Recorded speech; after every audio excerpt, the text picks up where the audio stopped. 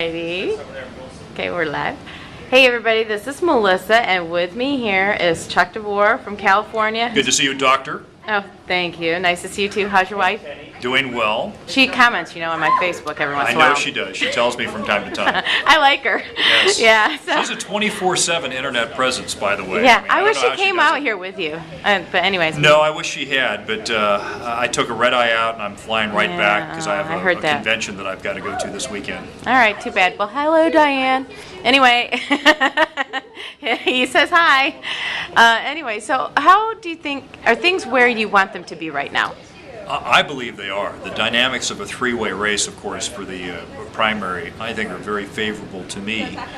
Furthermore, we need a vigorous primary competition of ideas, a competition of campaigns, in order for someone like me, who's not a billionaire and not a celebrity, to have an increased likelihood of beating Barbara Boxer. Yeah. So I'm delighted that we have candidates of the quality of Tom Campbell and Carly Fiorina in the race, and that they bring more media interest into this race than would have otherwise been the case if it was just me and a couple of also-rans. Do you find it galling after all the work that you've put in and everything, and then these guys come in the race? I expect and it. then like the major media is like talking about like.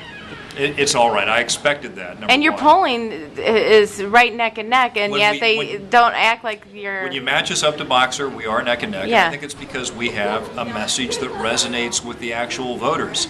And I think that the media is beginning to notice. I mean, you saw last week where George Will wrote that very salutary column of his about our campaign, saying that I was likely to be the nominee. Yeah. Same week that I was on the Glenn Beck show with Carly Fiorina, and I think we did the better of that exchange.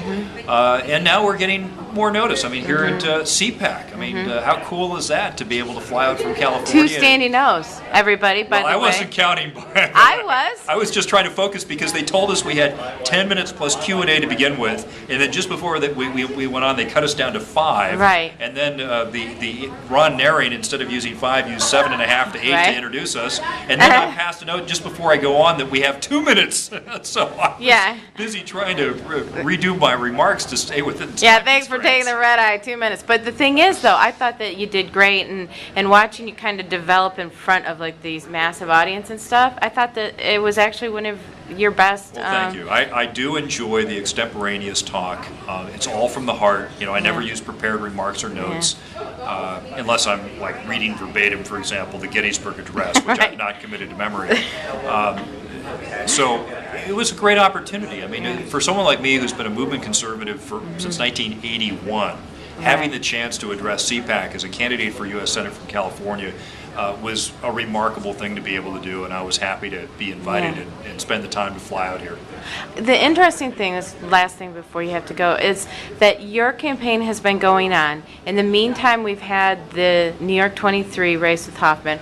We had what's happened in Virginia and New Jersey, and most recently Massachusetts, Scott Brown. Absolutely. And then we've got Marco in Florida. There really seems to be a tide change here, and but really I feel like your campaign began it, even though your election cycle is after it. We saw what was beginning to happen, and when I was looking at the dynamics of the presidential election, even though I participated in some 527s to help knock Obama down a bit and build up John McCain, you could kind of see the handwriting on the wall where the current thread with President Bush and the more moderate wing of the Republican Party had kind of exhausted its intellectual strength. They kind of ran the course and were clearly had lost credibility and were on the defensive. And I was looking at this thinking, if Barack Obama wins this thing, it could be a pretty good year for conservatives in 2010. And I made that calculation about September of 2008 as I was considering laying the groundwork for what I knew would be an uphill climb for U.S. Senate. And so we made the decision that if things went the way I unfortunately thought they would go and ended up going with our loss in 2008, I thought that greatly increased the likelihood of true conservatives being able to win in 2010 is the antidote to this progressive left. Right. And so, sure enough, it's looking like that's the case. And I guess the worst thing that Obama could do for a candidate like mine or Marco Rubio's is take a page from Bill Clinton's playbook and actually become a reasonable moderate. But I don't think there's any chance of that happening. Yeah, I don't think so either. Well, thank you very much for your time. I appreciate it. It's been exciting to watch things grow and change for you, and I hope that you have a victory in California. They need you. All right, we'll come out for our victory party. Okay, I will do that. If that happens, I will do that. Thank you very much.